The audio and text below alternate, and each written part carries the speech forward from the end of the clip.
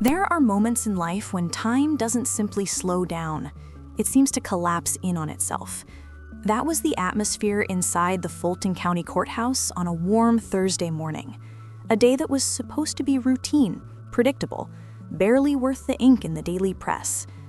The courtroom, built of heavy wood and older secrets, felt unusually crowded as attorneys shuffled papers, journalists adjusted their cameras, and spectators leaned forward at the slightest hint of drama.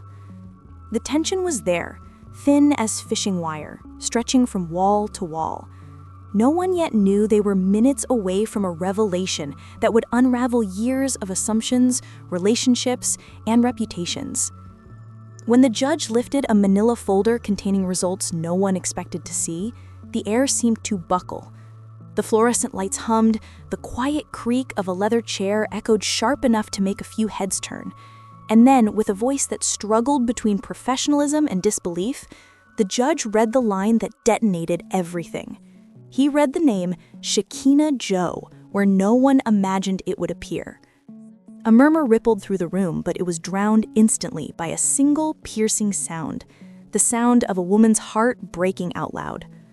Tiny, known publicly as strong-willed, resilient, unshakable, collapsed to the floor as if her soul had been unplugged. Her scream was not the kind that comes from anger or shock. It came from a depth so private and wounded that even strangers felt the urge to look away. She pressed her palms into the cold tile, her breath jagged, her tears staining the floor. For a moment, it wasn't a courtroom. It was a stage where pain performed without permission. T stood frozen. The man who usually carried himself with authority, with charisma, with a certainty that could fill an entire stadium, now looked like a statue carved in fear. His jaw tightened, his eyes darted between the judge, Tiny, and Shekinah, as if searching for a sentence, a word, anything that could make this moment vanish. But nothing vanished, not this time. While the room erupted into gasps, whispers, and frantic camera flashes, Shekinah Joe stood still. She didn't shrink, she didn't tremble. She stood with a strange, painful mixture of resignation and release. It was the posture of someone who had carried a truth for too long, tucked deep enough to suffocate, yet near enough to haunt. Her eyes glistened, but she didn't cry, not yet. Instead, her shoulders rose with deep, deliberate breaths, the way someone breathes when a lifelong burden finally lifts, no matter the cost around them.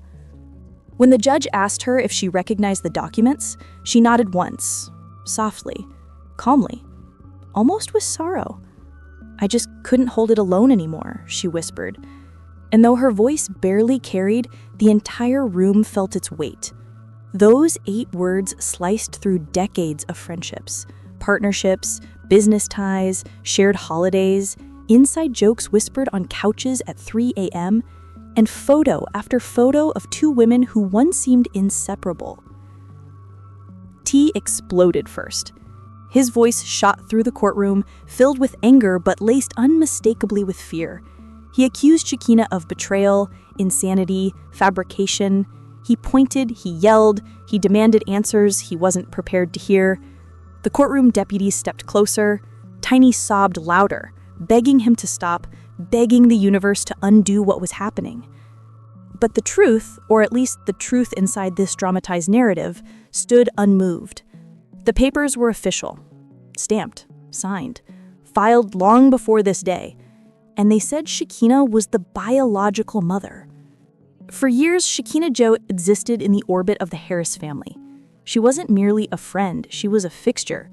The one who always showed up, the one who held Tiny's hand through surgeries, the one who sat next to her during business launches, the one who visited during pregnancies, the one who knew too much about too many things, but no one questioned it because loyalty can disguise itself as proximity, and proximity can disguise itself as truth.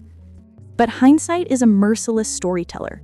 People recalled moments they once dismissed, how Shekinah seemed protective over King in ways that didn't align with typical godparent or best friend dynamics, how she knew the tiniest details about his early childhood, medical quirks and fears, how old photos showed her holding him with a tenderness that hinted at something deeper. Rumors long buried resurfaced, like weeds through concrete. whispers that before T settled into the family image we know, there were connections, entanglements, blurred lines. Shekinah had always denied them. Tiny had always trusted her. The world had always watched without seeing. But once a story cracks, every memory becomes a clue. The fictional results didn't stay inside the courtroom for long. The moment someone texted a photo, someone else tweeted a rumor, and a blogger posted a headline, the internet transformed into a wildfire. Platforms lit up instantly: Twitter, Instagram, TikTok, Facebook, each one hosting its own storm. Hashtags trended within minutes.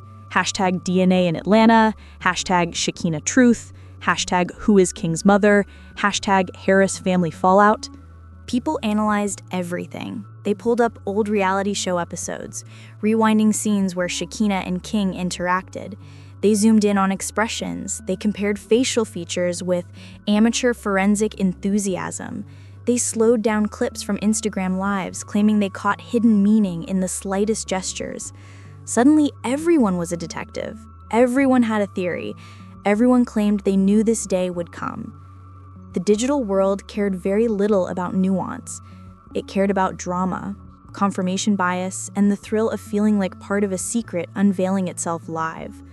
Within hours, YouTubers posted breakdowns, reaction videos, emergency live streams, and timeline compilations stretching back 15 years.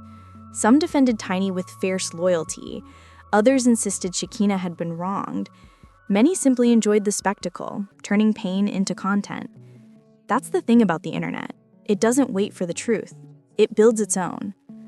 As the digital storm grew, new leaks emerged, each one more unbelievable than the last. A voice note, allegedly from a private argument years earlier, circulated rapidly. The muffled audio sounded like two people whose voices resembled Tiny and Ty, arguing about a secret that could destroy everything if it ever came out. Whether it was authentic didn't matter. It felt real enough for millions to believe it. Then came a screenshot of a message thread, unclear, blurry, unverified, showing conversations about keeping someone quiet. Conspiracy threads began growing like vines, twisting every unconfirmed detail into a narrative that seemed to be writing itself. For Shekinah, the fiction painted, the response was overwhelming. Overnight, her social media tripled. Messages poured in, supportive ones thanking her for finally telling her story, hateful ones accusing her of tearing a family apart, confused ones pleading for clarity. And through it all, she remained quiet, posting nothing, saying nothing. Silence became her loudest statement. Inside the fictional Harris household, chaos moved like a ghost, silent, heavy, and unable to be ignored. Tiny withdrew from public view, vanishing into a private wellness retreat where staff reportedly said she barely spoke, barely ate, barely existed beyond her grief. For years, she had built her life around the narrative of motherhood, loyalty, and blended family unity. Now that foundation felt like sand slipping through her fingers. Ty attempted damage control. He went live late at night, pacing through dimly lit hallways, insisting everything was forged, insisting he would never let lies gain power. But the audience sensed something else. Fear he couldn't hide, and anger he couldn't contain. The comment section turned brutal within minutes. Every denial became proof of guilt. Every pause became a conspiracy. Every sigh became a headline. Brand deals froze. Long-standing partnerships quietly backed away. Producers halted filming. Friends kept their distance to avoid being caught in the splash radius. The Harris empire, once viewed as untouchable, cracked in every direction. Then the worst came. Silent security footage from the courtroom leaked. It showed Tiny collapsing, T.I. shouting, and Shekinah wiping tears while standing alone. There was no audio, but the images were powerful enough to spark a second digital explosion. It was raw, it was human, it was undeniable. Months passed like years. The fictional story shifted from shock to sorrow. Tiny returned home thinner, quieter, visibly altered by the storm she survived. Some said she looked like someone who had been hollowed out. Others said she looked stronger for surviving something most people couldn't endure. T.I., once omnipresent on social media, retreated almost entirely. Rumors swirled that he was battling internal demons, struggling to reclaim a control of a narrative too massive to tame. Then, in a moment that felt like a turning point, King released a statement of his own. A simple, mature, remarkably composed message. I didn't choose any of this, but it won't change who I am. However, little did they know the truth that was minutes away from being spoken aloud would tear through the Harris dynasty like a grenade, scattering trust, loyalty, and family ties into pieces, sharp enough to cut anyone who touched them. And at the center of this blast zone stood a trio of intertwined lives, T.I., Tiny, and Shekinah Joe, whose past choices were about to collide in the most devastating way imaginable. When the judge cleared his throat, the room fell so silent it seemed to inhale with him. He adjusted his glasses with a slow, deliberate motion, scanning the document that had arrived earlier that morning, unexpected, unrequested, and wrapped in a thin sense of foreboding. Tiny's hands trembled in her lap, T.I.'s jaw tightened. Shekinah Joe sat upright, expression unreadable, like someone who had rehearsed for this moment for years. The judge began to read the DNA results, his voice steady but heavy, and with each sentence, the truth peeled back like layers of old wallpaper, hiding a cracked foundation beneath. The test confirmed, with scientific certainty, that Tiny was not the biological mother of King Harris. At first, there was stunned disbelief, a collective gasp that echoed in the marble chamber, and then chaos erupted.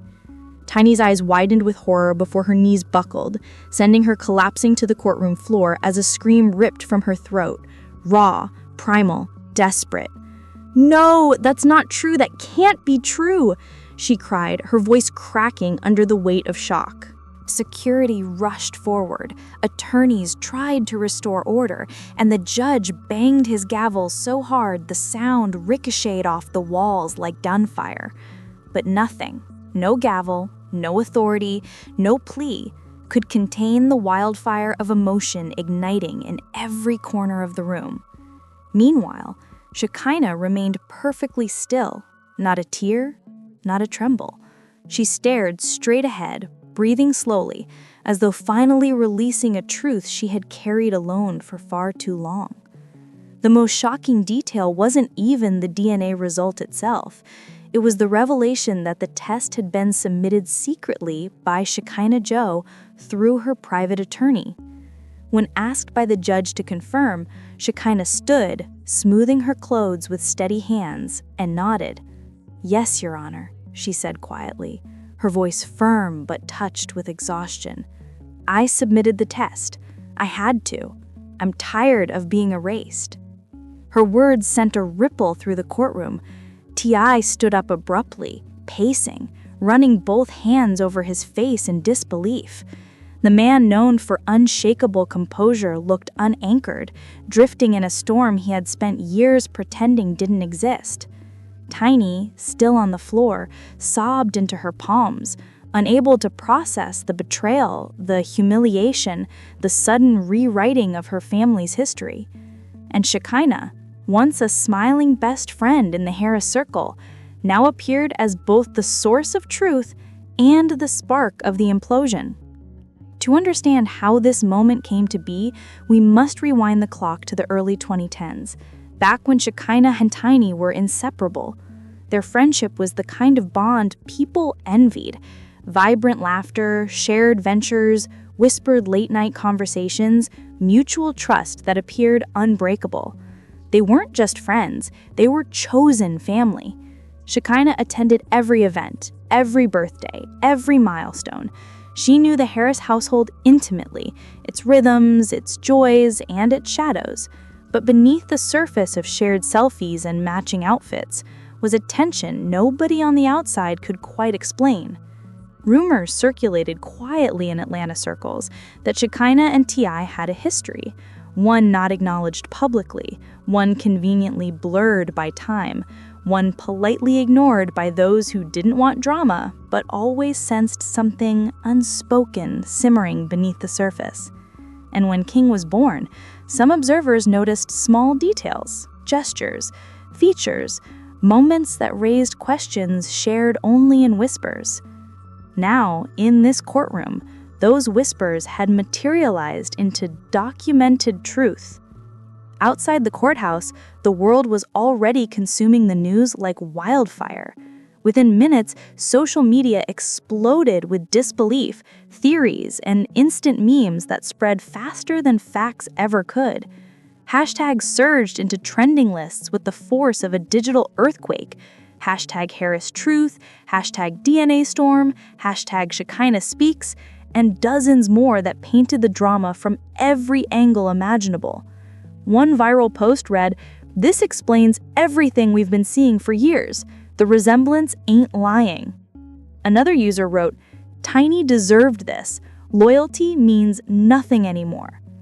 Others defended Shekinah passionately, praising her for finally speaking her truth and refusing to be a ghost in her own child's life.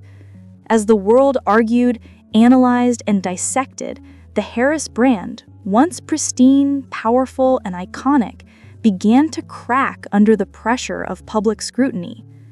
Videos of Tiny collapsing in court were clipped, slowed down, zoomed in, and replayed across platforms. Some viewers expressed empathy, moved by her devastation. Others speculated coldly, treating her suffering as entertainment. Internet commentators pointed out the irony, how the woman who once represented strength and resilience was now being picked apart in her most vulnerable moment. And yet, behind the spectacle lay something deeper. The sudden realization that the identity she held closest to her heart, the role of mother, had been stripped away without warning. For Tiny, this was not just a public embarrassment. This was the unraveling of her personal universe. Every memory, every milestone with King was now punctured by the painful truth that biology had redrawn the boundaries of her family without her consent. By the end of the week, the ripple effects had spread across the entertainment industry. Sponsorships quietly paused communications. Brands issued vague statements about reevaluations. Producers of reality shows reconsidered future seasons. Industry insiders, once eager to align with the Harris power couple, began silently stepping back, unfollowing social media accounts, canceling meetings, and distancing themselves from the unfolding scandal. In contrast, Shekinah suddenly found herself thrust into an uncomfortable spotlight. Podcast hosts reached out, news outlets requested interviews. Her name climbed search engine rankings, accompanied by heated debates about morality, loyalty, and responsibility. Whether people loved her or hated her, everyone wanted to hear what she had to say. And Shekinah, now freed from years of silence, chose her words with precision. She said in one interview, her voice calm but unflinching, "They can call me messy if they want, but lies are messier, and I'm done living in theirs." Just when the public thought the situation couldn't grow any more explosive, an anonymous source released an audio recording that turned the scandal into a full-scale digital inferno. In the clip, Tiny's voice quivered with panic as she said, "You promised me nobody would ever find out." Another voice, unidentified but unmistakably male, responded, "Ain't nobody gonna believe her anyway." The recording circulated like contagion, shared millions of times within hours. Shows analyzed it frame by frame, gossip accounts posted cryptic captions, fans demanded accountability. Many listeners interpreted the clip as proof that the truth had been intentionally hidden for years. Others argued that context was missing, that assumptions were dangerous. But in the court of public opinion, context rarely matters. The audio became a symbol of secrecy, of manipulation, of a truth buried too long. Weeks later, the legal consequences became official. The birth certificate was amended to list Shekinah Joe as King's biological mother. Tiny, despite her years of raising him, retained no legal parental rights. A visitation agreement was drafted, one that would function entirely at Shekinah's discretion. T.I., though not stripped of fatherhood, faced an avalanche of legal scrutiny, financial adjustments, and personal fallout. What once appeared as an unshakable dynasty now resembled a fractured kingdom, its foundations exposed as fragile and flawed. And through it all, Shekinah moved with quiet determination, accompanied by King, who looked torn between loyalty to his upbringing and the unsettling weight of a truth he never asked for. Those words broke hearts on all sides. It reminded the world that scandals affect real people, even inside fiction. Soon after, the court, again within this dramatized world, finalized the paperwork, officially listing Shekinah as the biological mother in updated documents. Tiny filed for visitation rights. Shekinah granted them without hesitation. It was the first moment of peace the story had seen in months. And then they walked outside, hand in hand, side by side, mother and son. Cameras flashed like lightning. Reporters shouted questions. People cried, cheered, cursed, speculated. In that moment, the world saw not scandal, but survival. But just when it seemed the story was closing, another leak appeared online, a document labeled Paternity Confidential. And suddenly, the whispers began again. So tell me, was Shekinah a betrayer or a long-silenced mother? Was Tiny a victim or a protector of a crumbling narrative? Was T.I. blindsided or exposed? Whatever you believe, one thing is certain. Scandals don't end. They evolve. They multiply. And they never truly go quiet. This story isn't finished. It's only beginning.